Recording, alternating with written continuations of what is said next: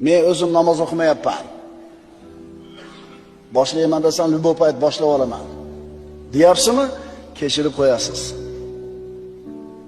Palonchi mana shunday mahallasiga asfalt solib beribdi, ko'prik qurib beribdi, yetimlarda bir tomlarni yangilab beribdi, imoratini, transformator qo'yib beribdi deb bir boyni qilgan fazilatli ishini gapirsa, bu yerda turgan boy aytadi, "Ha, hech qancha pul ketmaydi bunga" deydi. Ha, nimaga qila olmayapsiz hech qancha pul ketmasa? Demak, Alloh sizga qildirmadi shu ishni. Sizga shu ishni qilishlikka nima bermadi? Tavfiq bermadi, unga berdi.